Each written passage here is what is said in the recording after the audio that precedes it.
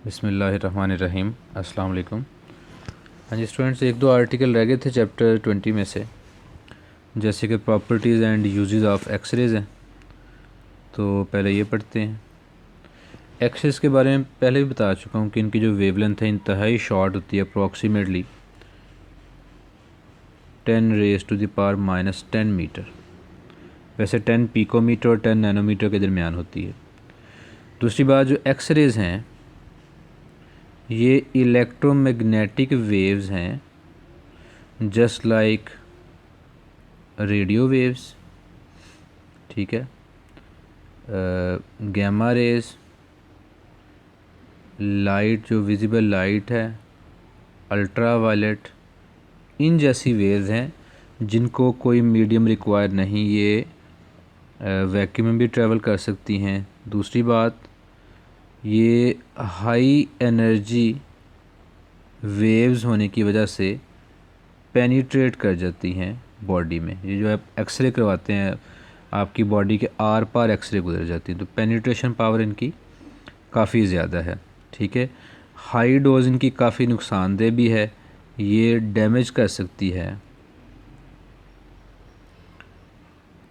Living tissues या sales, उनको damage कर सकती हैं।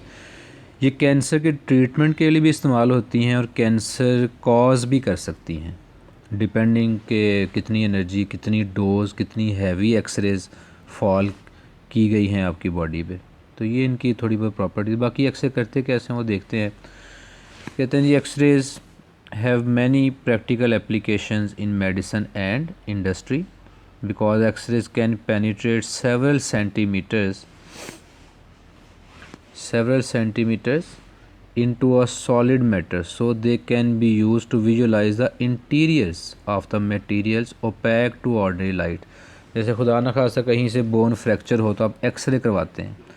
अब एक्सरे पूरे हाथ से पास करती हैं, जहाँ गैप है, जहाँ फिंगरप्रिंट गैप है वो डार्क एरिया बन के सामने आता है। जहाँ फ्लैश है, गोश्त जहाँ पे होता है, वो लाइट सा कलर वाइट, और जहाँ बोन्स हैं वो ज़्यादा ब्राइट स्पॉट बन के सामने आते हैं। रीज़न क्या होती है वो भी सुने। होता ये है कि एक्सरे जो शीट है ये वाइट कलर की होती है। अब इसमें मेरा हाथ, अगर आप इमेजिन करें कि मेरा हाथ है, इसके बैक साइड पे एक्सरे शीट है और फ्रंट साइड पे एक्सरे सोर्स है जहाँ से एक्सरेज निकलेंगी। अब जब एक्सरे मेरे हाथ पे फॉल करेंगी उन जगहों पे जहाँ पे हाथ में बोन्स हैं, हड्डियाँ हैं, जहाँ हड्डियाँ हैं वहाँ से एक्सरेज पास नहीं करेंगी। जब एक्सरे पास नहीं करेंगी तो मेरे हाथ की बैक साइड पे जो फोटोग्राफिक शीट है उधर कुछ भी फॉल नहीं करेगा, वो शीट जैसी थी वाइट कलर की वैसी ही रहेगी। जहाँ पे दो फिंगर्स के दरमियान गोश्त है, हड्डी नहीं, जहाँ मांस होता है ना, हड्डी नहीं होती, तो वहाँ से एक्सरे किसी हद तक पास कर जाती हैं। कुछ एक्सरे जो पास कर जाएंगी वो थोड़ी बहुत आगे जाके हाथ के पीछे एक्सरे शीट पे फॉल करेंगी, वहाँ थोड़ा सा डार्क कलर पैदा हो जाएगा। वाइट ही रहेगा लेकिन थोड़ा सा कम वाइट हो जाएगा। और दो फिंगर्स के दरमियान जो खाली जगह है, जैसे ये वाली है, ये इधर से एक्सरे टोटली पास कर देंगी क्योंकि रोकने वाली कोई चीज़ ही नहीं। ये एक्सरे जब पास कर जाएंगी, फोटोग्राफिक शीट पे फॉल करेंगी, तो वहाँ ब्लैक कलर का स्पॉट बन जाएगा। तो इस तरह आपके हाथ का इमेज, ये जो जोड़ है ये भी आपको नज़र आ रहा है। खुदा ना खासा कहीं फ्रैक्चर हो वो भी इस जोड़ की तरह नज़र आएगा ब्लैक कलर का। तो ये इंटीरियर हाथ के अंदर देखने के लिए, जो आम नेकेड आई से आपको नज़र नहीं आता, उसके लिए इस्तेमाल करते हैं। तो सच एज फ्रैक्चर्ड बोन्स और डिफेक्ट्स इन स्ट्रक्चरल स्टील, ये मशीनरी में, ये हम आगे जाकर कहीं पढ़ेंगे भी शायद, गैमा रे का भी इस्तेमाल किया जाता है। गैमा कैमरा, कहीं पे दरारें हों किसी मशीनरी में तो वहाँ पे भी इस्तेमाल की जाती है दरारें फ्रैक्चर देखने के लिए। The object to be visualize, जिस जिसम को देखना है, is placed between an X-ray source, एक तरफ एक्सरे सोर्स होना चाहिए, and a large sheet of photographic film, एक तरफ फोटोग्राफिक शीट होना चाहिए, दरमियान में आपका हाथ या वो जिस्म जिसको आपने देखना है। डार्कनिंग जहाँ पे होगी, the darkening of the film is proportional to the radiation exposure, मतलब जहाँ डार्कनिंग ज़्यादा है वहाँ रेडिएशन फॉल ज़्यादा कर गई हैं फोटोग्राफिक शीट पे, वहाँ से रेडिएशन गुजर गई है, कोई रोकने वाला नहीं था वहाँ। जहाँ पे क्रैक होगा, कहीं फ्रैक्चर होगा, वहाँ से भी एक्सरे पास कर जाएंगी ना और जाके फोटोग्राफी शीट पे फॉल करेंगी, वहाँ ब्लैक स्पॉट बनाएंगी। अ क्रैक और air bubble allows greater amount of x-rays to pass. This appears as a dark area on the photographic film. Sheet white वहाँ रह जाएगी जहाँ से एक्सरे नहीं गुजरी, जैसे हड्डियाँ एक्सरे को नहीं गुजरने देती। शेडो ऑफ बोन्स, ये जो बोन्स नई एक्सरे को पास करने देंगी, appears lighter than the surrounding flesh. क्यों? आगे वो रीज़न बता रहा है। It is due to the fact that bones contain greater amount of elements with high atomic number. High atomic number यानी heavy element. Heavy element X-rays को absorb कर लेंगे, and so they absorb greater amount of incident X-rays than flesh. Absorb ज़्यादा कर लेती हैं हड्डियाँ और गुजरने कम देती हैं, गुजरने नहीं देती। जबकि फ्लैश जो गोश्त है, in flesh light elements like carbon, hydrogen and oxygen predominate, ये ज़्यादा पाए जाते हैं। लाइट एलिमेंट जो हैं वो हैवी रेडिएशन को एब्जॉर्ब नहीं कर सकते, इसलिए उनको गुजार देते हैं, उनको पास करवा देते हैं। तो एक्सरे गोश्त वगैरह से पास कर जाती हैं। These elements allow greater amount of incident X-rays to pass through them, और जहाँ से एक्सरे पास कर जाएंगी वो आगे जाके फोटोग्राफिक शीट पे कैसा अपीयर होगा? ब्लैक एरियाज़ के तौर पे। ठीक है जी। तो इस तरह एक बॉडी का, हाथ का या किसी और पोर्शन का, पाँव का, तो घुटने का, ये एक्सरे करवाया जाता है। तो एक्सरे जो है वो आसानी से पेनिट्रेट करके पास कर जाती है। दूसरा जो मेन आर्टिकल है कैट स्कैनर, जिसका मॉडर्न जो नेम है वो है सीटी स्कैनर। जो CAT scanner computerised axial tomography कहते हैं। एक एक्सिस के गिर्द एक्सरे सोर्स घूमता था और एक इमेज आपको मिलता था, जबकि जो मॉडर्न टेक्नोलॉजी इसमें एक एक्सिस के अलोंग नहीं बल्कि डिफरेंट एक्सिस के अलोंग जो है वो एक्सरे सोर्स मूव करता है और वो एक क्रॉस सेक्शनल इमेज दिखाता है बॉडी का, वो ब्रेन का है या किसी और पोर्शन का है। जो कि एक एक्सिस नहीं रहा तो एक्सियल निकाल दिया गया है नई टेक्निक में, तो इसलिए सीटी स्कैन इसका मॉडर्न नाम है। अच्छा, कहते हैं इन द रिसेंट पास, ये तकरीबन 2 सदियों से 2 दहाइयों से इस्तेमाल किया जा रहा है ये।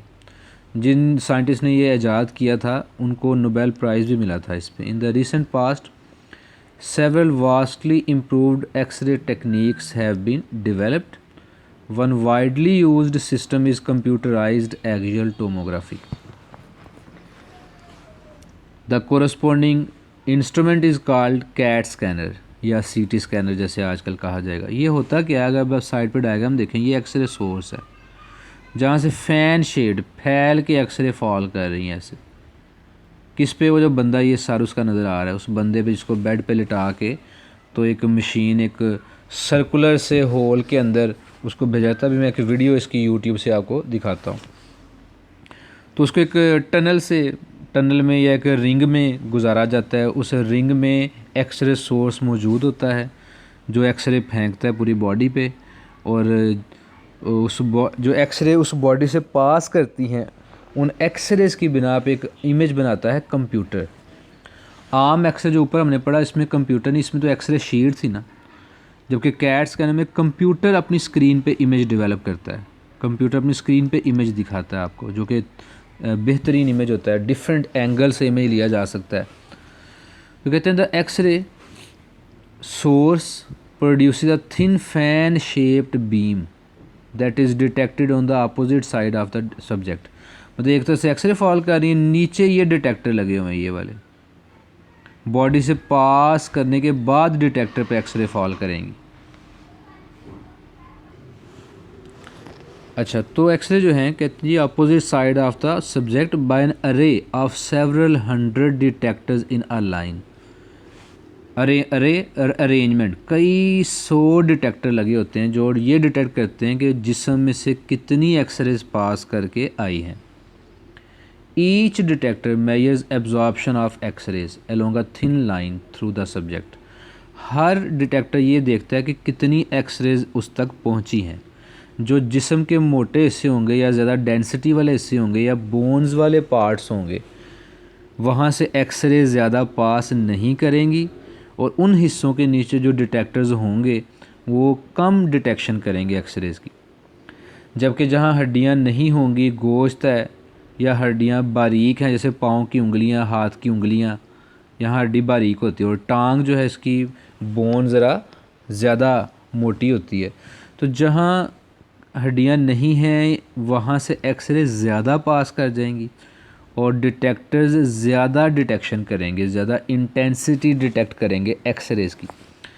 ये सारे डिटेक्टर्स होते हैं 100 के करीब या 100 से ज़्यादा डिटेक्टर्स जो होते हैं, ये सारे डिटेक्टर अपना अपना डेटा कंप्यूटर को भेजते हैं कि किसको कितनी रेडिएशंस रिसीव हुई। कंप्यूटर उस बेस पे फिर एक पिक्चर बनाता है पूरे जिस्म की। The entire apparatus is rotated around the subject in the plane of the beam during a few, चंद सेकंड का ये प्रोसेस है। और ये ऐसा नहीं कि इसके बाद बंदा चलने फिरने के काबिल ना हो जाए, बंदा जाता है सीटी स्कैन करवा के वापस वैसे ही चल फिर रहा होता है। तो चंद सेकंड में लो डोज एक्सरे की फॉल करवाई जाती हैं। The changing reactions of the detector, changing reaction किसी पे ज़्यादा एक्सरे फॉल कर रही होती हैं, किसी पे कम, are recorded digitally computer system. A computer processes this information and reconstructs a picture of different densities. Different densities, कहीं पे एक्सरे ज़्यादा फॉल की थी, कहीं पे एक्सरे कम फॉल की थी, तो वो इसी लिहाज से डिफरेंट डेंसिटी की एक पिक्चर बनाता है over an entire cross section of the subject. Density differences of the order of 1% can be detected with CAT scan. 1% मतलब कहीं पे कोई ट्यूमर है, कोई रसोली है बॉडी में, जब रसोली आ जाए तो उससे या पत्थरी आ जाए कोई, जैसे स्टोन होता है, तो उनकी डेंसिटी आम बॉडी के मटेरियल की डेंसिटी से टोटली डिफरेंट है। तो डेंसिटी में डिफरेंस आ गया तो सीटी स्कैन क्या करता है, इस डेंसिटी डिफरेंस को नोट करता है और बता देता है कोई ट्यूमर है, कोई स्टोन है। तो इस तरह ये डिटेक्शन करता है। Tumours and other anomalies much too small to be seen with older techniques can be detected, यानी ये ज़्यादा एक्यूरेट है। आम एक्सरे करवा के कोई बिलफर्ज फ्रैक्चर या कोई ट्यूमर नहीं डिटेक्ट होता, तो सीटी स्कैन मॉडर्न वर्जन जो है इससे बहुत छोटी जो ट्यूमर्स हैं वो भी डिटेक्ट की जा सकती हैं। मैं आपको इसकी एक वीडियो दिखाता हूँ कैट स्कैनर की, वो गौर से देखिएगा, इंशाल्लाह उसमें भी आपको कुछ समझ आ जाएगी।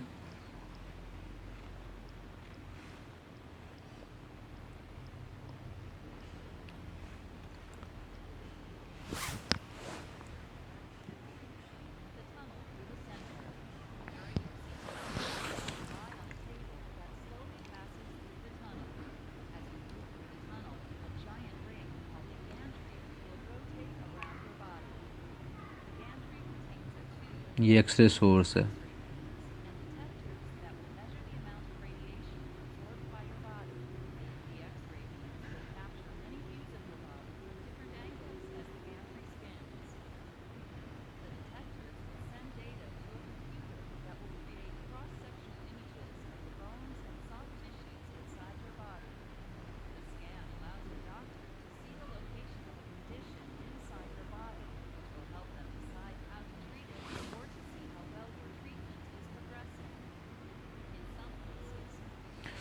ये जो एक्सरे फॉल करती है कंप्यूटर सिस्टम को इन्फॉर्मेशन भेजती हैं जो डिटेक्टर्स हैं, और उसने ये पिक्चर क्रॉस सेक्शनल पिक्चर जो थी ये बॉडी के बनाई, जिसको डॉक्टर स्टडी करते हैं जैसे आम एक्सरे देखते हैं, और उससे फिर डायग्नोस करते हैं कि कहाँ पे क्या है, ट्यूमर है या कोई और एनॉमली है या कुछ भी ऐसा है।